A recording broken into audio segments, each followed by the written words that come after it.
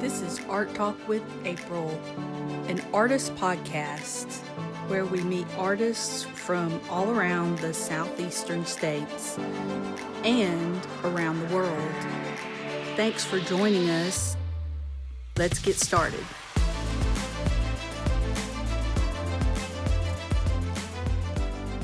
Hi, everyone. Welcome to Art Talk with April. Today we have Artist Yumedyne. How are you? Doing really well. How about you? Really good. So tell us, so you are an interesting artist. I got to say this because you have a career in an industry that is, I would imagine, is very logical and methodical, and yet you have this creative side. So I'm really curious to hear, like, how did you become who you are today, I guess? Like, were you always creative when you were younger and also interested in, like, engineering types of things? Like, how did all this come about? Oh, yeah. And I know exactly what you mean because I've met a lot of engineers and they are very logical. I remember I had a roommate in college who didn't like music, not a certain kind of music, just outright was like, no, I just hate music, can't listen to it. And I never understood that. I was like, how does your brain have to be wired to where you don't enjoy any kind of music? But yeah, I'd say I think art was always something I was interested in. I was thinking about like a formative moment from my childhood where it must have been the third grade. We had a prompt, like it was an art competition, and they gave us a prompt, and all the participants would take this prompt and they would give you the first half of a sentence, and it was like, what if blank? And then you would finish the sentence and you would draw something representative of your completed sentence. And my idea for it was, what if the world was flat? Topical. And so I would, like you do when you're a kid, you wait to the last minute to tell your parents about anything important. And it got to the night before we had to submit our projects. And I told my parents, and my dad was furious and he kept me up all night. It must have been until 3 a.m. because I remember my mom coming out at 1 a.m. and being like, honey, he needs to go to bed. And my dad he was lording over me as I was trying to draw my submissions, and they were on these giant pieces of paper. Yeah. And I'd get about halfway through it and he would just take it and crumple it up and throw it over his shoulder and be like, do it again. And I would just keep doing that over and over for, it must have been like 5 or 6 hours. And when I finally got it done, submitted it the next day, and I think I wound up getting like 3rd place or something like that. But that was an experience that really deterred me from doing anything creative for a very long time. And instead, I was just really a consumer of art. So like growing up, I was watching a lot of movies, TV shows. Obviously, cartoons are a big inspiration for me. Yeah. And a lot of that, I think, came from a desire to escape because I didn't really have a whole lot of close friends growing up. And so I would just kind of escape by either, most kids would be going outside and playing basketball or whatever, and I would just be in my room reading a book or watching a movie. Or I don't know if you remember these. Do you remember Connects, the plastic pieces that you could snap together and build things with? I think so. Vaguely. Yeah, they were a big thing there in the 90s for a while, and then they like disappeared. But I had a massive box of those, and I would just be messing around and building things with those. And I think I was, not to toot my own horn, but I would say I was a precocious child. Because when I was a kid, like I think starting in 5th grade, I would say things like, when I grow up, I want to be a marine biologist. When I grow up, I want to be a volcanologist.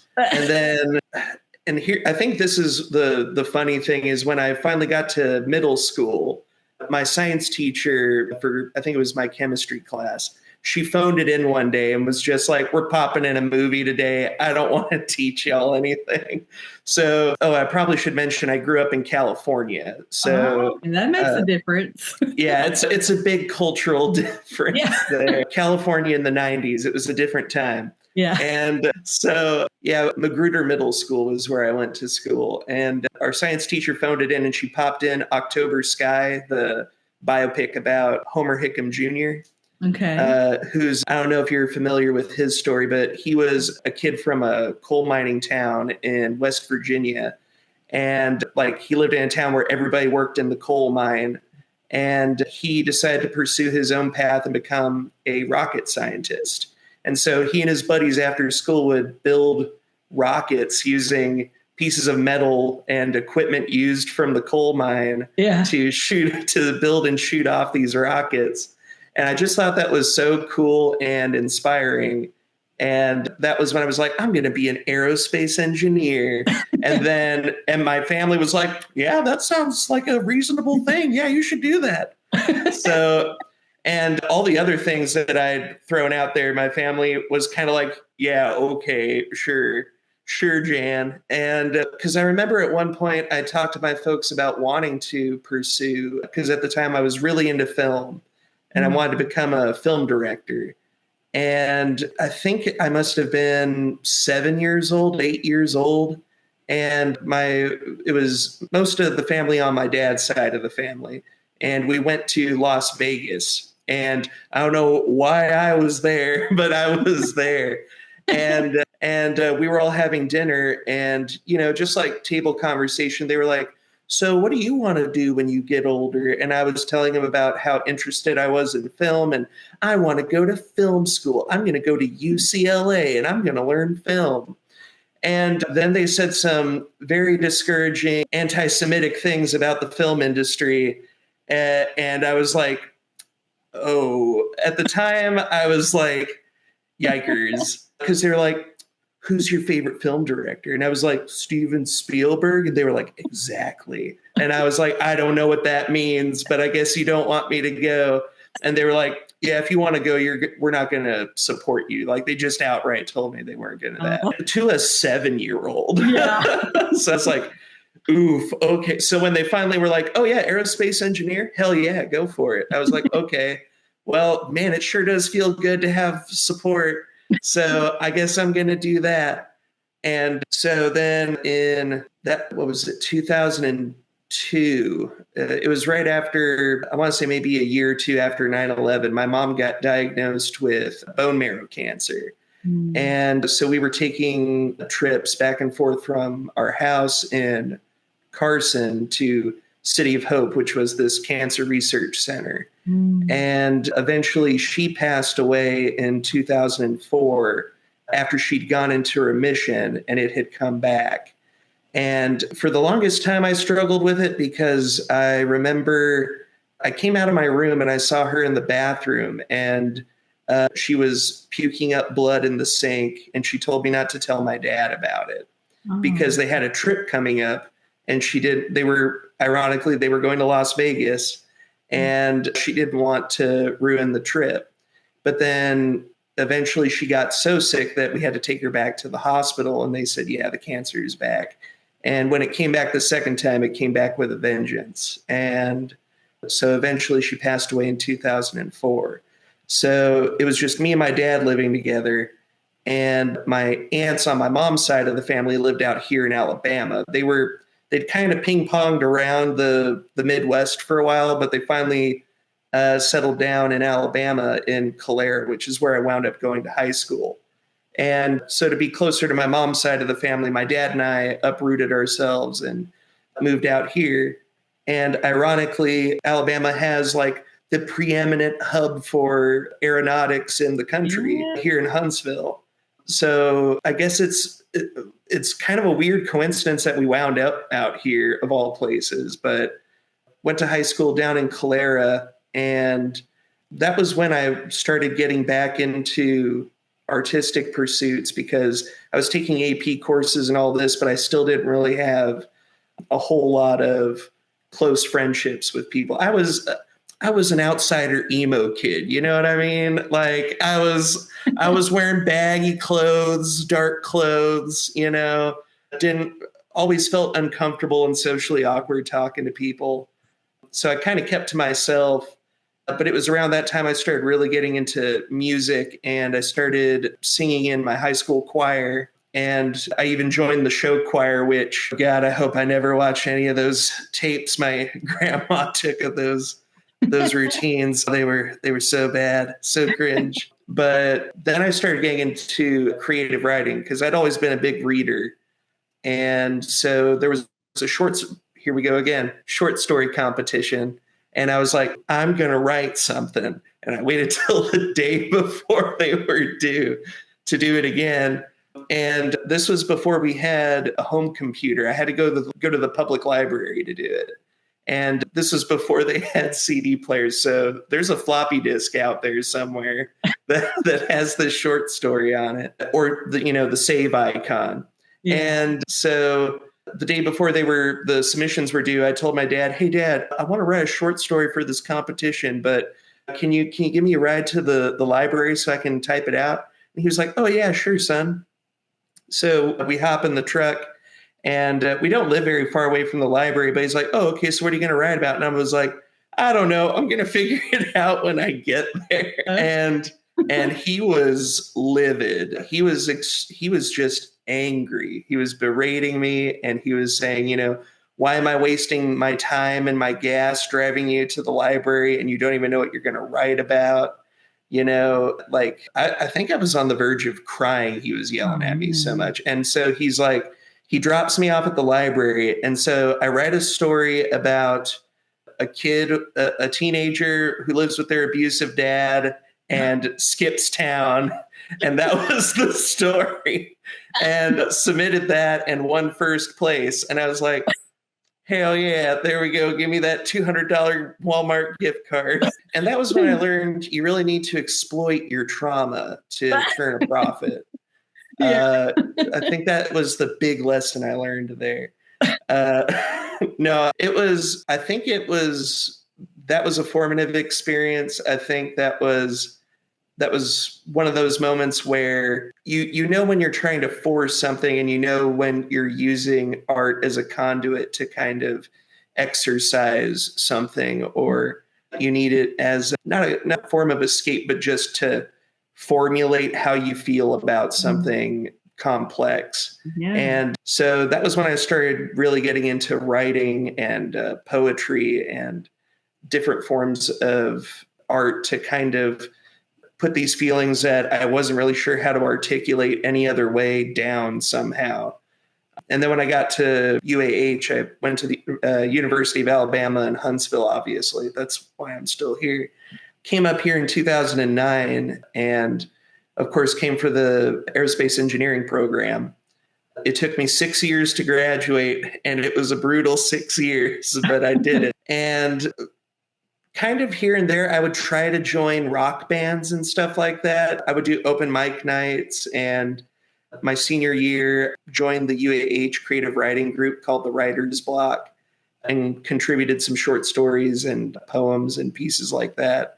But I don't think I really got into more physical stuff like what I'm doing now until 2020, when leading up to the pandemic, just on a lark, my ex-girlfriend, who was my girlfriend at the time, and a group of my friends, we wanted to do acrylic pour paintings. Mm-hmm. And I'd never done that before. And I had painted and stuff when I was younger, but not anything, it wasn't really my jam. But then we did these acrylic pour paintings, and I was like, oh, this is pretty cool.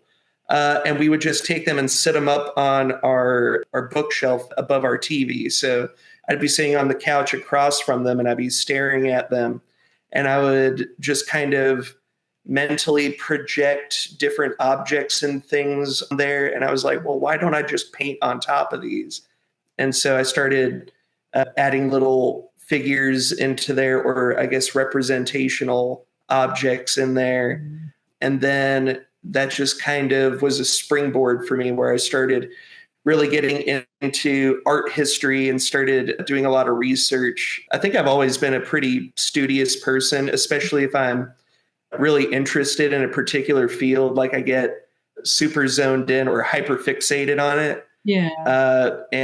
So I started getting into, Keith Haring and Basquiat, the usual suspects, and just really delving into these different techniques and different materials and different art movements. And there's traditional artwork and there's abstract, and just trying to kind of just experimenting and seeing what worked for me, or just to experiment and see where things could kind of crossbreed and matriculate outward. And over time, I kind of just started getting into this rhythm of wanting to paint. And also I wanted to, I guess, treat the paintings like people, so that I think it was the first piece I ever sold. It was an acrylic pour painting that I drew, that I painted a hand that was made out of blue glow in the dark pigment powder. So in the dark, you'd see this blue hand just kind of hanging there in the dark, with a bunch of small bodies either falling out of the sky, or one person said it looked like the hand was throwing them up in the air. And I was like, that's a pretty cool interpretation. But so you have this image on the front that's like the outward appearance that, anybody passing by can take in and absorb and go on their way.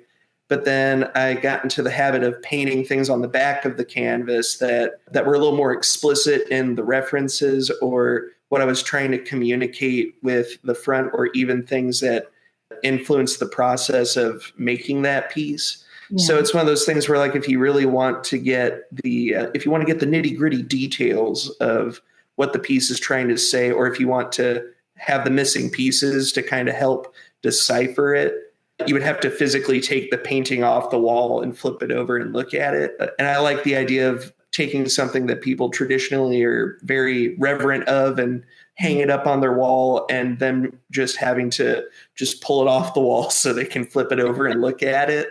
I like that idea of having interactivity with things that you normally wouldn't interact with. And then that just kind of was the starting point. And then I started expanding out I started getting into ceramics, and I got back into creative writing, and I did illustrations, started getting into sticker design, because I wanted to make almost like standalone pieces or images that would make a good sticker design, and I would just give them out to people, because making money off of your work is great. But I also just love the idea of putting stuff out there for people to share and be excited about, and letting it take on a life of its own without having to put up a paywall around it. Sure. Like, I really liked that about Keith Haring's approach, was he wanted artwork to be accessible to everybody, and not just to a rich elite. Yeah. So I kind of wanted to do some stuff in that same vein. And then I started progressing into clothing, which I think that's probably my main focus right now, is getting into clothing. Yeah. I started working with Hadley of Huntsville Illustrated. They're a screen printing shop over here in Lowe Mill. Okay. And she kind of gave me the rundown and educated me on how to screen print. And I got tired of having to pay other people to do like screen print my designs on t-shirts for me. And I was like, I'm just going to do it myself, because at a certain point, the complexity gets so ridiculous that the cost goes through the roof. And I don't want to have to pass that on to people. So I figured, well, if I do all the upfront investment myself in the equipment and the education on how to use it all, then I can just do it whenever I want to, not have to have other people do it. And then people don't have to pay $80 for a t-shirt. They could pay $30 for a t-shirt, and it's a better quality, and it's going to be something different than what they would get anywhere else. Yeah. And then I started getting into doing one-offs and doing embroidery and actually sewing pieces together. Right now, I think I have 2 or 3 one-of-one pieces that I'm working on and collaborating with other artists in Lowe Mill. There's an exhibit coming up in September, I believe, where it's like a collaborative exhibition. And I'm going to be working with Christina Wegman, And I know what you're she's talking amazing. about. Yeah. I just talked to her like the other day. Yeah. So she's super cool. We're actually studio neighbors. So my Okay. studio's right next to hers. And so yeah, we'll lob jokes and stuff over the wall at each other. And it's a fun time whenever we're all in there. And so I'm collaborating with her on a biker jacket for that collaborative exhibit. And I'm also working with a local skateboarding group called Skate Team 6.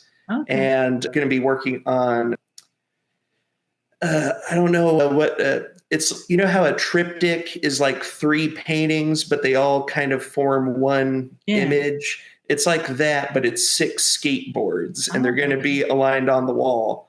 Yeah. And so I'm going to paint them all together, and then they're going to skate them and beat them up, and then I'm going to put them up on the wall. So I thought that would be a cool little experimental thing to do. But yeah, I just I guess I kind of digressed a little bit, but that's quite a journey. I feel like it's a lot.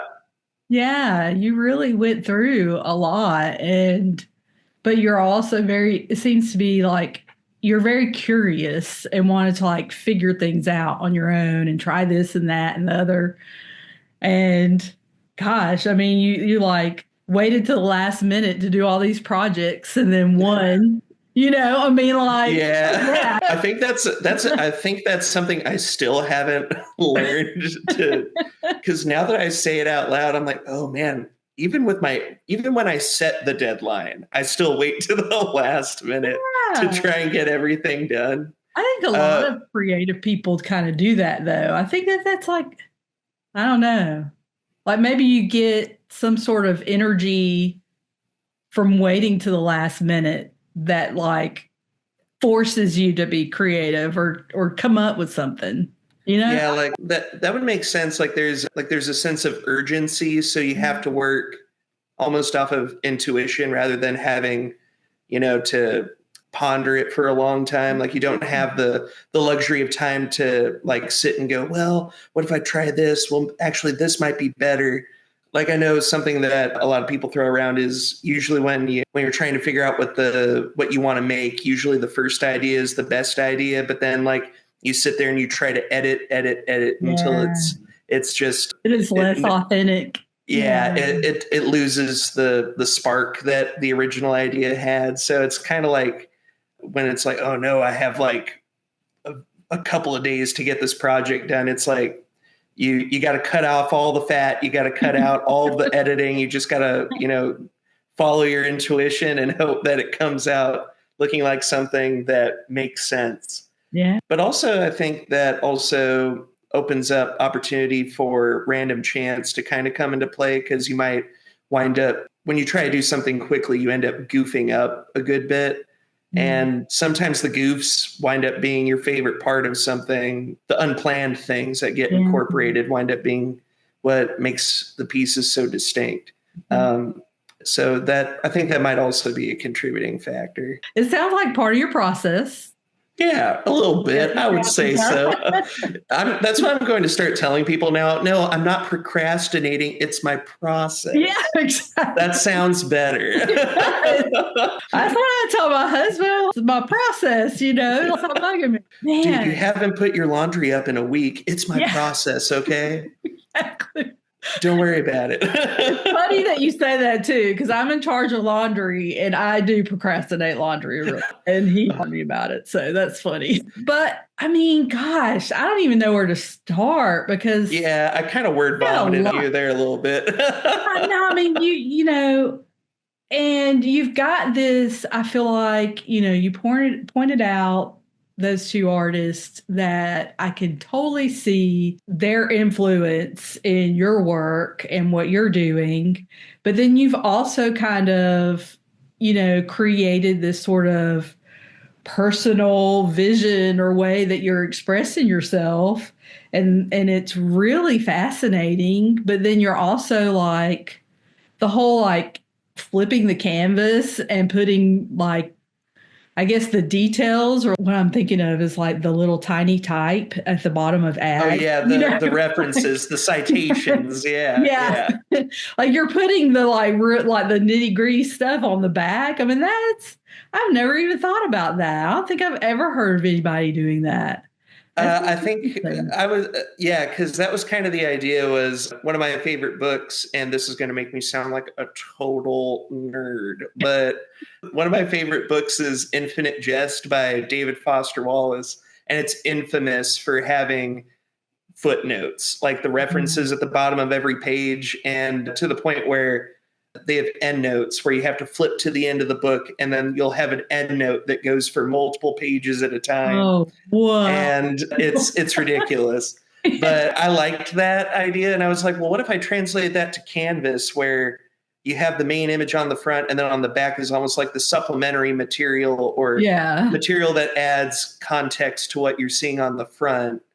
So if you really want to dig into it, you can. But if you're happy with just looking at the forward facing Yeah. mask of it, you can, accept it like that as well. But I think I've learned that the reason why people don't do that is I can't tell you how many times I've gone into Old Town Beer Exchange downtown. They recently closed down, but they had a couple of my paintings up there on the wall, like right by the bar. Yeah. And I can't tell you how many times I've gone in there to take the paintings off the wall to take to an outdoor market or something. Yeah. And I take it off the wall, and then you see this whole other painting on the back, and people go, "Oh my God, I didn't even know that was there." And I was like, "Yeah, it's been there this whole time."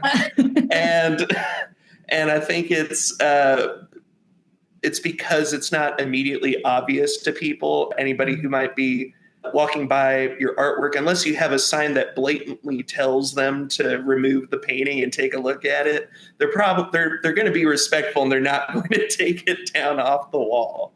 Well, think about it. You know how like kids would like write on their paper, and then they would do like an arrow and be like turn over to like to flip the page or whatever. You could totally do that on your. Actually, that's 100% original idea I just had. I am so sorry. Oh, that's actually not a bad idea. I'll have to. It would probably fit in with your work too. Yeah, that would actually be really sense. cool. I have to run it by my creative director. My girlfriend, whenever I have an idea for something, I run it by her, and I'll be like, "Hey, so I'm thinking about doing this. What do you think?" And if she goes, "That sounds interesting, but it's not a no," so I'm like, "Okay, I'm onto something. I'm going to keep pursuing this." And then if she's like, "Don't do it," I'll be like, "Good idea. I won't do it." And she'll say things or give suggestions or have like an idea, and she'll throw it out there, and I'll be like,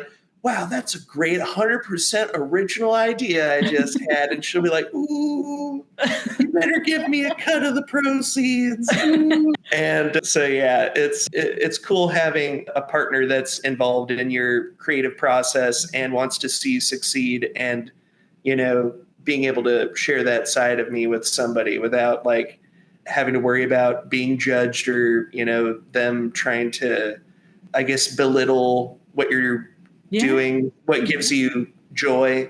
So yeah, I'll have to run that by her and get the seal of approval, because I like that idea. That's cool though. I mean, like, and the fact that you brought that up, and like, because I don't think I've ever talked about that on any interview, is like sort of like having the support of like a partner that is willing to help you think about something, or give you that filter that helps you like not like. I feel like your work is pretty edgy, and so I mean for me it's edgy. I don't know about, maybe for other people it's not so edgy, I don't know, but and I imagine like if my husband was like painting, that it would probably get pretty edgy, but there would be a line, where maybe you're not sure where that line is, but maybe the girlfriend can be like, yeah, that's happened before, or TMI, or what I mean? Yeah, or go there. Too dark. Or I feel like the thing that comes up the most is I'll have an idea, and so like the approach I usually have is I want to tackle dark subject matter, but I have a very I would say, colorful, bold, bright aesthetic that I apply to it.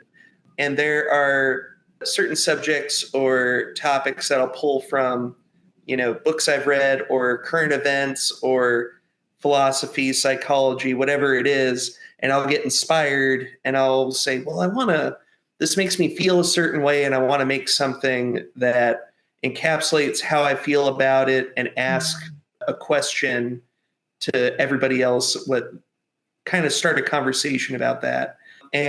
But some of those topics end up being very, I won't say controversial, but very topics that can be kind of triggering for people. And I know it's kind of weird to say, because I know the archetype of the underground artist is to comfort the disturbed and disturb the comfortable. But I think there's also something to be said about having empathy and compassion for people.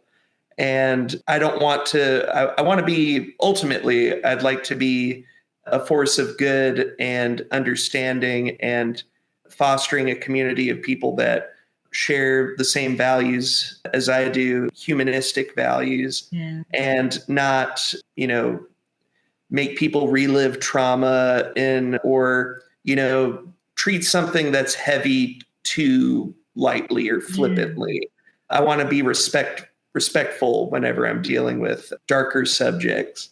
And so she'll be my filter, where if I'm like, I'm thinking about touching this, but maybe the idea isn't fully formed enough, or the idea I have could be construed as disrespectful. Sure. And sometimes when you're when you're creating something, you get that tunnel vision and you're not really thinking about the audience's perspective. You're just thinking about yourself and what you want to communicate and what you hope people will glean from it. Yeah. But that doesn't guarantee they're going to get the same interpretation as what you intend. So it's good to get an objective perspective to kind of vet the ideas before you put all this time and effort into making something just to make a bunch of people angry or uncomfortable. And that's something I don't want to do. So that's happened a couple of times, but I think my radar has gotten calibrated enough to where I can avoid it myself. Yeah. But there have been very few and far between instances where that's happened. But in those instances, I was really thankful that she was there to kind of be like, yeah, but have you thought about this? And then I go, oh, you're right. Yeah, I'm not going to touch that. Oh, man. And like you said, you've got some political kinds of things going on with your work too, right? Oh, yeah. Especially there's one of the paintings that was up at OTBX downtown that I rescued, so to speak, and is chilling out in my studio at Lowe Mill now. It deals a lot with, I think it was the second painting I ever did, a mixed media painting. And I want it to be this narrative thing where it's illustrating the cycle of attaining power, abusing power, and then revolution and the consequences of violent conflict over power, and then how that cycle just continues to perpetuate like a snake eating its own tail over and over again. Yeah. And a lot of that had to deal with, there's some imagery in there that deals a lot with kings and ghosts, but I think the symbol that comes up a lot is bombs dropping, missiles in particular, which, being in Huntsville, that's like the mecca for the space industry. Yeah. I always think about the book Gravity's Rainbow, where it's talking about in World War II when they developed the V2 rocket. That would be the rocket where obviously the German engineers that built those rockets for Germany would get picked up with Operation Paperclip, be brought over here to the States, and then they would develop the space program here. But that same rocket would be the springboard for ICBMs, which are still a threat that we have to deal with today, where, yeah, it's this really amazing invention that's allowing us to explore space, but it's also this sword that kind of hangs over our heads of, either, using them to destroy other people to serve our own self-interest, or the fear of being bombed by somebody else. Yeah. And I think especially lately, I think there's been this, I guess, revelation of how there's been a revelation that we don't really think about being on the receiving end. We mostly think about being the ones who are enacting or imposing on outside places. But there's this attitude that we have here in the States where it's like, as long as it's happening to somebody else somewhere else and not to me, then it's okay. As long as, it's not my kids that are dying in the street, everything's fine. And we don't think about that. But the truth is that ever since the Cold War, really, that threat has always been there. And I think we've just been removed by time from that. Yeah. So it's not fresh in our brains anymore, but the threat is always there. And so the missile comes up a lot in a lot of my artwork. Like it's on the hoodies that I made not last December, but the December before. It was one of the first pen and ink drawings I ever did when I really started making art, I guess, in earnest. And on that particular painting, it's like this volley of missiles dropping down, and it just says Patriot ?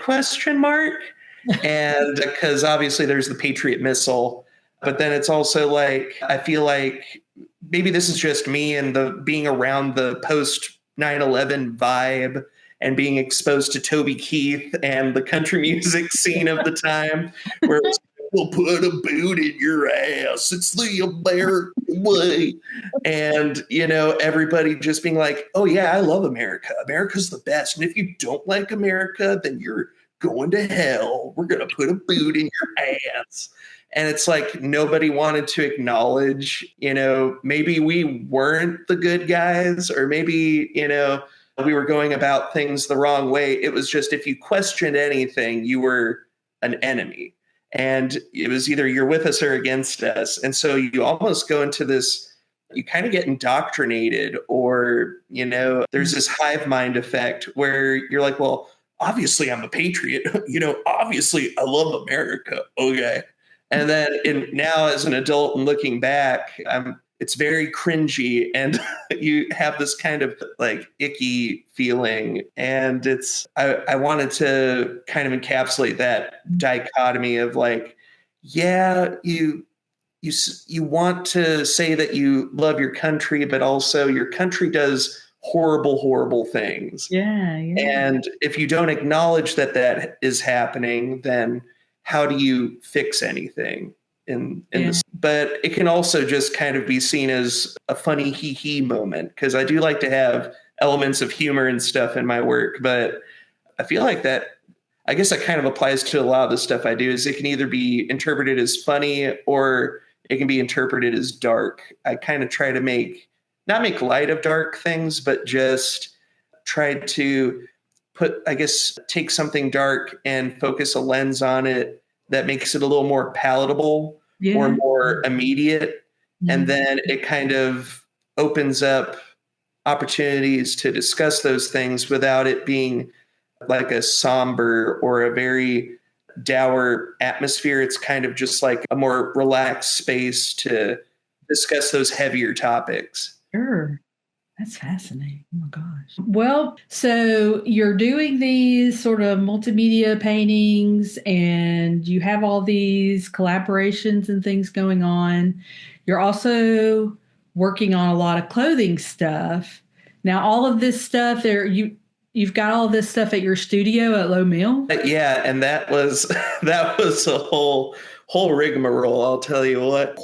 So originally there was a maker space over here off of Governor's, not far from Lowe Mill. It was called Sanctuary, and then it was rechristened Handcrafted Huntsville. And they had like a whole screen printing workshop where, you pay a monthly fee and you had 24/7 access, and they had woodworking equipment, steelworking equipment, and then on the second floor they had screen printing equipment. So you had to bring your own squeegees and inks and screens, but they had a burn cabinet so you could burn your screens, a washout booth, and even carousels that you could use to actually screen print your clothing. And so I was like, oh, this is great. So I invested in all the inks and screens, emulsion, and all the fun stuff. And then I would just do everything out of this workshop. Fast forward to February of last year, or it might have been early March. It was either end of February, early March. Just get a random email that says, and this was on a Monday at 5 p.m., and it says, hey, we're closing down the workshop. Everybody has to get their stuff out by Thursday morning or it's going to be thrown away or sold. Oh my God. Yeah. And I was like, what is happening? And so I go there and they were like, oh yeah. And if you want to buy any of the equipment, let us know. And I was like, oh, okay. Well, how much do they want for that used screen printing press? And they were like, oh, we want $800 for it. And I was like, I'm good. And so I went there to collect my stuff like Wednesday, the day before they were going to start throwing stuff away. And turns out that the press that they were trying to sell me was owned by someone who was letting other people use their screen printing press. The Sanctuary or Handcrafted did not own that equipment. It was donated, but really it was on lease by somebody who was a member of that collective. Wow. And I messaged everybody I knew from the collective about it. And that dude showed up and was like, I can't believe they tried to sell my press. Like they have no right to be selling any of my stuff. So he took his stuff. We had to help him carry his stuff out of there. And so that place closed down very, very suddenly. I'm pretty sure the dude who ran it, took the money and ran off to Florida. And, I feel really bad because there were some members who paid for the whole year in advance. So like $1,200 in advance. And this happened 2-3 months in. So they never got that money back. So for a year, that place has stayed closed down. And so in the aftermath, I was like, well, I have all these projects and things I want to do, but now I no longer have the means to do it. What do I do? Well, you go on an auction website. And what I did was I became aware of an auction in Hazel Green where a screen print shop had closed down and they were auctioning off all this equipment. So I placed my bids, and I think for $400, I got a 4-color screen printing press, an exposure box so I could burn my screens. And I feel like there was one other thing that I got out of it. Oh, I got a flash dryer, but it turned out I couldn't use it because it was meant to be hooked up to an automated screen printing system and not to be used with a manual screen printing press. But I wound up selling that to somebody, so I'd call that a win. Yeah. But I got the 2 big things that I really needed. And so with that, I was able to start screen printing out of my apartment. And I did that for a whole year. And if you came over to my apartment, like you would open the door and boom, there's just a giant workbench with a 4-color press on it. And then just to the left of it is my couch. And then immediately is the TV. Wow. And so I'd be sitting there on the end of the couch, watching the TV, and there would just be a platen like right here in front of my face. And I'm just like, yeah, it's a little cramped in here, but it's fine. And so it didn't bother me. It was kind of cool to be able to screen print out of my apartment. But one thing I took for granted about working in another space is screen printing stinks, literally. When you're curing the ink, it reeks because it's plastic. Yeah. The inks have plastic mixed into them. So when you're heating them up, you're cooking it essentially. You have to heat it up to a certain temperature. Yeah. And so it smells like melting rubber. Yeah. And if you do a bunch of those in your apartment in an enclosed space, it gets very stinky really quick. And it got into all my clothes and stuff. So I would have to have fans going, open the door up, close my bedroom door, and do all these precautions to make sure it didn't completely stink up my apartment. Oh my God. And then towards the end of last year, I was like, oh, that's right. The catalyst for it was my girlfriend is moving in with me, and she has 3 cats. but we're only going to tell the landlord she is two. But so she has two cats, and she doesn't want them to be exposed to chemicals. So I totally understand that. So I was like, well, I could get a storage unit, or maybe I could get a studio at Lowe Mill. And so I spoke to Katie Holden, Meow Cat Studio. I met her back at UAH. She was an art student then, or she was taking art classes, but she was the first person that came to mind when I was thinking about somebody I would be willing to split a studio with. Yeah. And I asked her, hey, so would you be interested in going halvesies on a studio at Lowe Mill? And she was like, I mean, I could be down for that. And so we sent in an application, and I did not know that, it was like a juried thing or how long the process would take.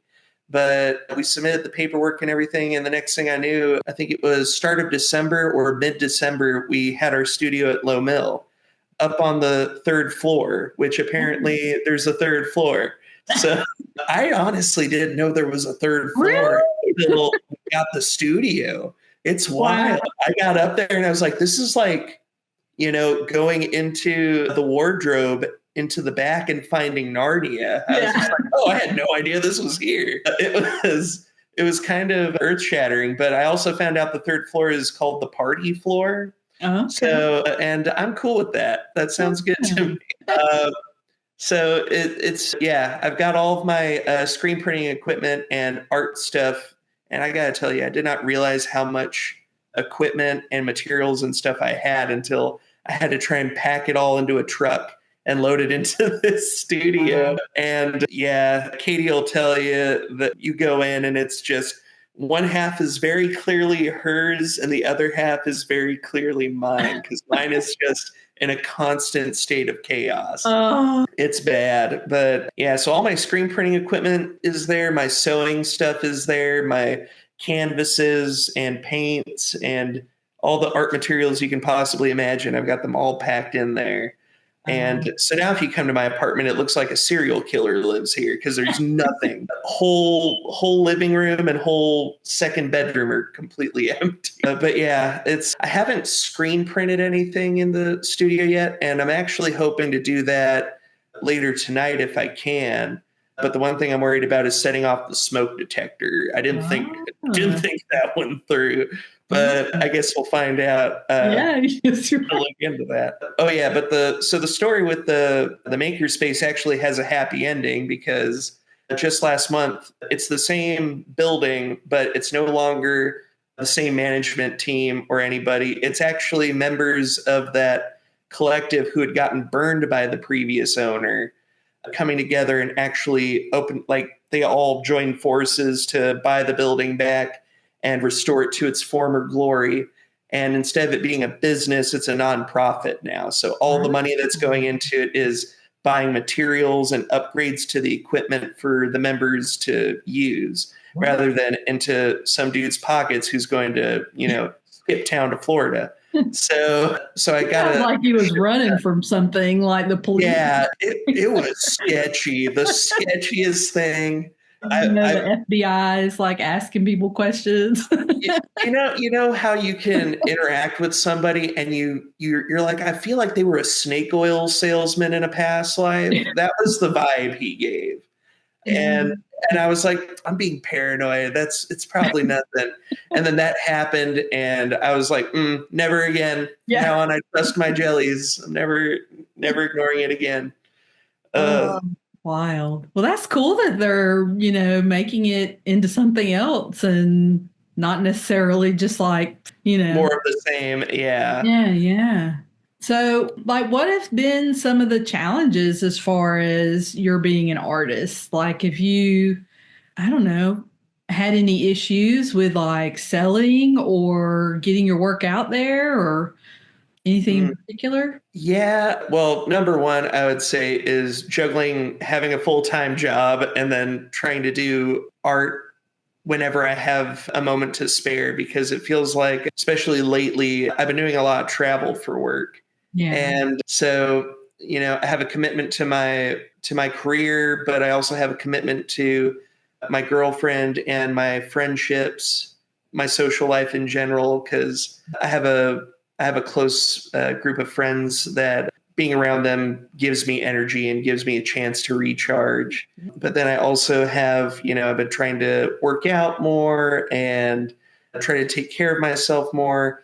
But I want to find that sweet spot, that sweet balance of being able to spend time in the studio actually making things, as well as meeting all of my other commitments, because I feel like I don't want to jinx myself, but I feel like I'm pretty susceptible to inspiration, and I get a lot of ideas and I get excited about ideas. But then when it comes down to actually for the alignment of I have the excitement and energy to do it and the actual time to do it, they never really line up together.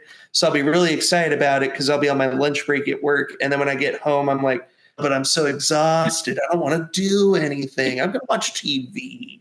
And I fall into those old habits again, rather than, being disciplined about it and going into the studio and doing it regardless of how I feel, which I guess that's probably not the ideal way to go about pursuing your creative endeavors, is trying to, just treating it as a side hustle or another job. When it comes to selling things, or I guess like turning a profit, I never really went into it with the idea of wanting to make money. It was really just like, currently all the prices I set are like at cost of materials and then maybe 10%, which wherever you go online, whenever it talks about profit margins, it's like, ideally you'd like to make 50% profit margin.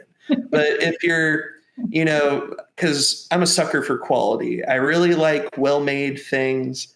And when you start getting, I think with any discipline, when you start getting into the nitty gritty of it, whether it's, painting or making clothing, you start to notice the difference in quality of materials, where it starts to matter to you more. But to an outsider or, a consumer, they're not really, maybe they don't share the same eye for detail or care for quality as you do. Yeah. And they're just going to look at the price tag and go, why is it so expensive? And it's really hard to make the case sometimes when, you kind of have to take into account the market as it currently is, and also the economy in general. I've always just kind of been like, I'm just going to make what I want to make and what I'm excited about. And if it finds somebody that appreciates it and wants to buy it, that's great. But it's not I'm not making anything with the sole goal being, I want to sell this and make money. I think I'm just in a position where I'm lucky enough to have a career that meets all of my basic needs, and I'm able to indulge in things that bring me joy. And I know a lot of artists, work with a lot of artists in Lowe Mill, where art is their full-time job and they don't have the luxury of just experimenting and coming up with whatever they want to. And, people will lap it up and buy it. There has to be a balance between marketability and creative fulfillment. Like, I was listening to the interview you did with Sarah Bowen, and I know y'all touched on that a little bit, where it was like trying to strike that balance between what will sell, but also will give you creative fulfillment. And that's definitely something I've personally struggled with, is because even if the intent isn't to make a profit, you still want to have people recognize your work for the quality and with the care that you've given it. So, I've done all this research. I've tried to find the best fabrics. I've gotten the best inks. I've done all this because with every project I do, I've never outsourced to anybody outside of just me, because I want to have complete creative control over everything. Yeah. Which is why I got all the equipment and everything myself. And so eventually the final product is going to be expensive. And then when you have, this $80 t-shirt versus a $25 t-shirt, But if you were to ask me, I would say, oh, it's inferior quality. Well, with fast fashion and everything being what it is. I was about to say, yeah. Yeah, the consumer culture being what it is right now, nobody really wants to pay $80 for a t-shirt, especially with inflation and with all the uncertainty with the future employment prospects. We'll say in Huntsville, where we have a lot of federal workers, and uh, you know, having to be aware of that. There's going to be pushback when you want to price things for what you believe they're worth, but you have to find the part that I've been struggling with or trying to grapple with is my desire to make the best thing I possibly can, regardless of what the final price is going to be, and hoping that somebody will be willing to shell out what I believe it's worth, even if my profit margin is very, very low. But having to reconcile that with, fast fashion culture, what people expect to pay for something in that realm, and kind of finding that compromise between something that's really high quality but expensive and something that's, terrible quality but dirt cheap. Like there's a happy middle ground in there somewhere. And I think over the past few releases I've done, I've tried to find that sweet spot. But inevitably, the real killer is just the time and energy and that goes into making everything. And being able to find that time is getting more difficult. But I was listening to an audiobook earlier today. I think it was called Big Magic. I can't remember the name of the lady that wrote it, but I know it's Gilbert. Yes, the lady who wrote Eat, Pray, Love. Yeah. And I was like, oh, this sounds interesting. So I checked it out. And today she was talking about finding your audience, and it was inspiring to hear. And I was like, oh yeah, that's kind of what I've been doing, but I wasn't conscious of it, and it was something I kind of lost sight of. And I was like, oh yeah, I need to get back to that, where it was talking about, instead of selling your work for money or feeling like you have to create things to make money, create your own currency. And by that, she was talking about, rather than money, what about creating art for other people brings you fulfillment, and focus on that rather than trying to make a profit. And I feel like having that realization made me think about how I would come up with designs and print off like 100 stickers, and I would just be giving them out to people or dead dropping them around town. And anybody could just, nobody paid me anything. They would just take it. And I would be walking around and I'd see my stickers on people's cars or, their thermoses and stuff. And I was like, hell yeah, that makes me feel real good. It feels good to see other people enjoy your work, even if it's something small like that. It doesn't have to be somebody dropping $500 on a painting. It could just be, people displaying your work and being associating themselves with your work and knowing that it resonates with people, at least on some level, brings me a sense of fulfillment and keeps me wanting to do things. Because there have definitely been times where I'm just like, is this juice really worth the squeeze? Is this something? Because people are like, oh, art's so easy. You just do whatever you want. My kid can do that. And then I'm like, do you understand? Do you understand? Who are these people? Yeah. Art is easy. I don't know about that. I don't. Yeah. And a lot of those people have been engineers. So, I mean, okay. Yeah, it makes sense. But I'm just like, you Maybe don't compared to understand. that. Yeah, it's like, oh, I'm sorry, I'm not, building a rocket, but your world would be boring with it. I am looking at your Instagram right now, and all of your shirts with the little creatures on them. Are those what are the creatures? What's that about? Oh, the demons? Yeah. I love that. I love it. Those are so cool. Oh yeah, those are so. I guess going back to the style, I only recently learned the term representative art, which I thought meant like figure drawing. Yeah. But apparently what it means is you associate a personal idea to an object or some kind of it could be a sigil or a letter or anything. Yeah. And you ascribe a personal meaning to it, and you use that in your artwork either as a recurring motif, or you have it interact with other symbols. Like I'd say a big part of somebody who would fall into that category would be Keith Haring, where he had recurring characters and stuff through a lot of his pieces, like the barking dog or the radiant baby, these images that carried across pretty much all of his work, but had a personal meaning attached to them that he placed on them, like his own iconography. Yeah. And so I learned that, and I would say my stuff would also fall into that vein where it's representative. And for me, like, so I called the demons the Ninth Circle Show Choir. Oh, yeah. All that. It kind of combines the ninth circle of hell being the circle dedicated to treacherous people who have betrayed close friends or family members, and the idea of a show choir where it's something performative or something. Oh, cool. Yeah. And I was like, I want to kind of combine those ideas, and I created this, I guess, choir of demons.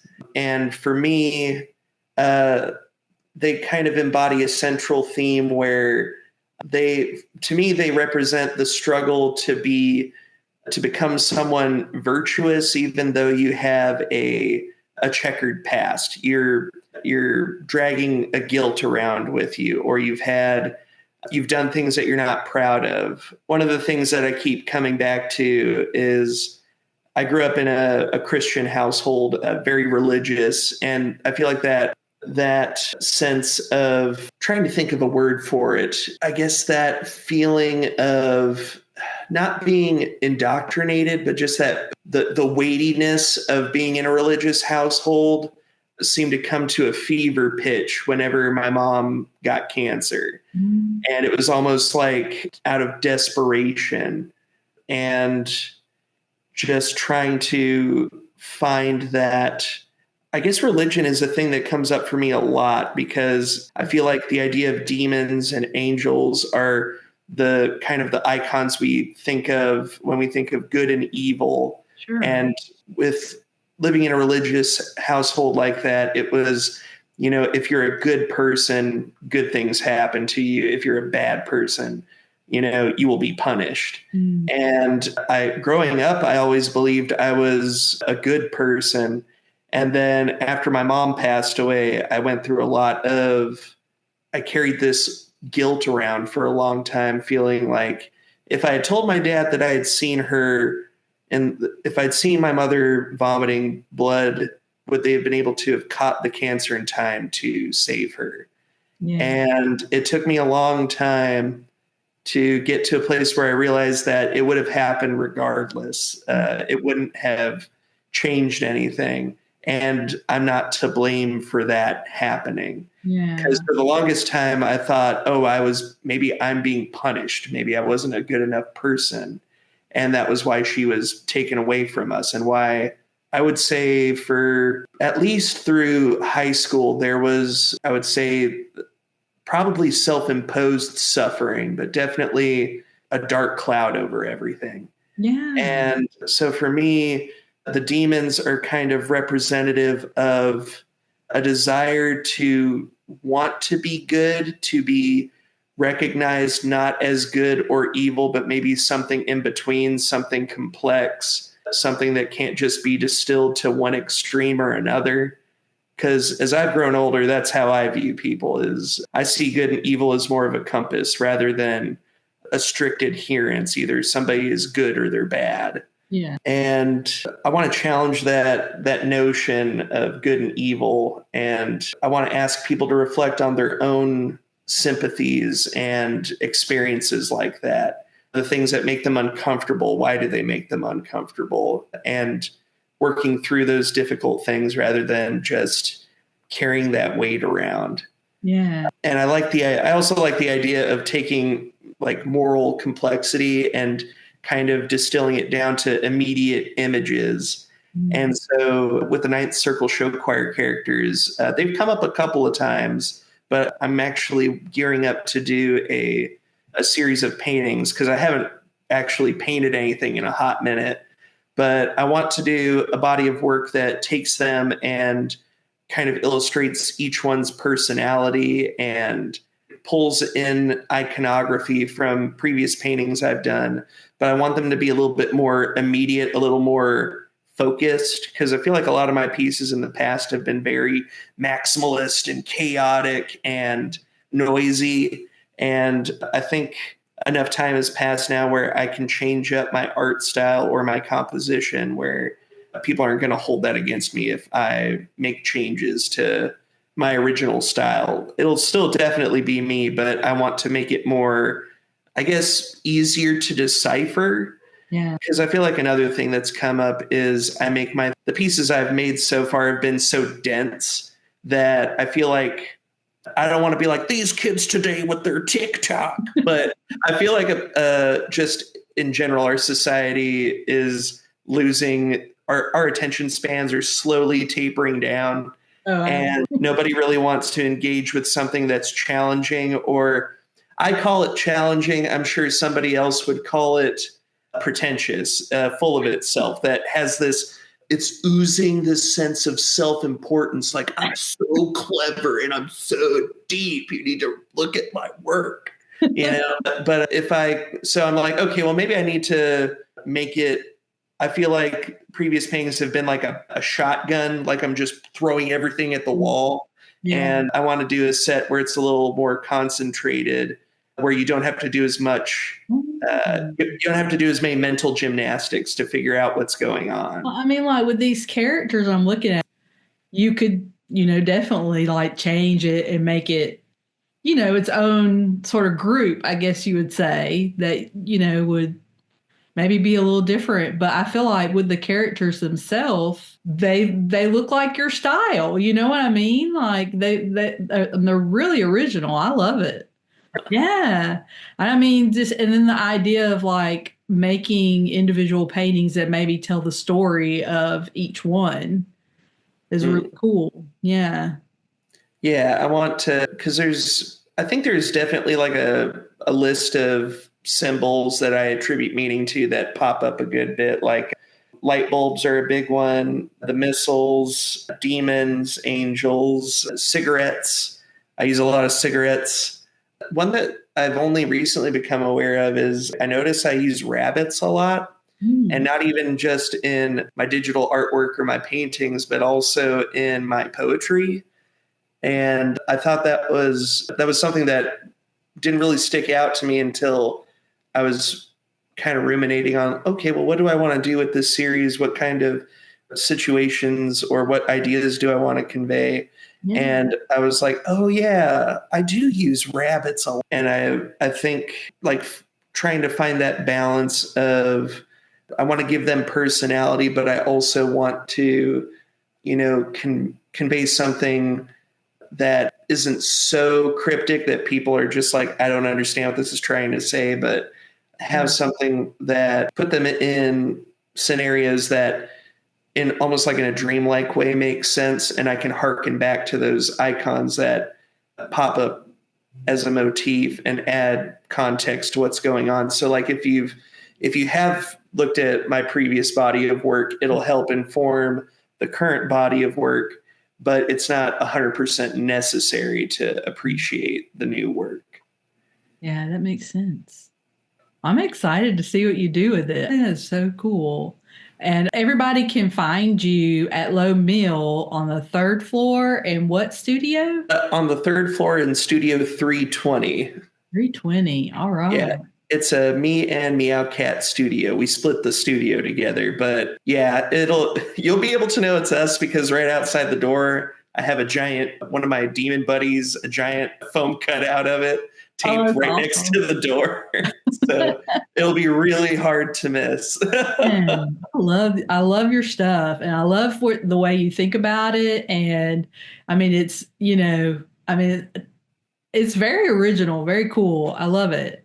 And I can't wait to see this whole, Demon series come about, and also your fashion collaboration that you're doing with Christina Wegman in September, Oh possibly? yeah, that's going to be in September. I don't know all the details, but I think she's really been the belly button on that one, and she's keeping me informed on it. But I'm super excited about that, and going to be taking a trip up to Nashville to get some fabrics to use for the construction of the garment. So it's going to be really cool. Do you have any other events or things that are coming up?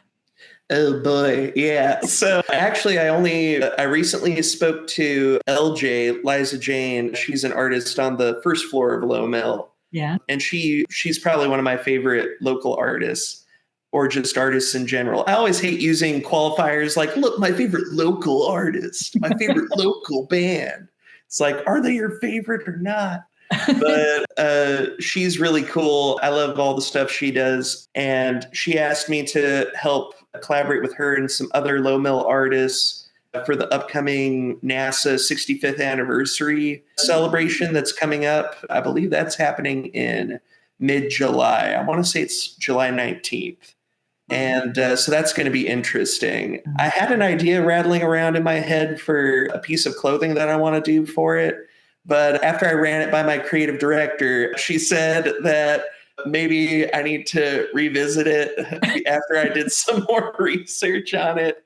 If it harkens back to maybe because I gravitate towards dark subject matter. So I was honing in on darker aspects of NASA's history and using that as the focus of the artwork. And she was like, maybe that's not a good thing to bring up at a celebration. You want to keep NASA around, not convince people to defund it. And I was like, that's a good point.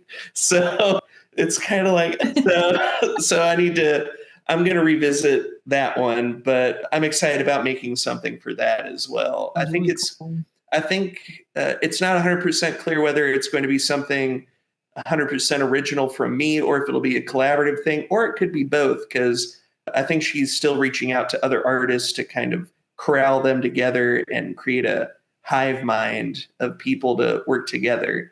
Yeah. So it'll be interesting to say the least, and I'm excited to be a part of that. And I'm trying to think of any other events. I think that's everything I can think of off the top of my head. Okay. Yeah, I think that's it. Well, thank you so much for talking to me. Thank you for listening to Art Talk with April.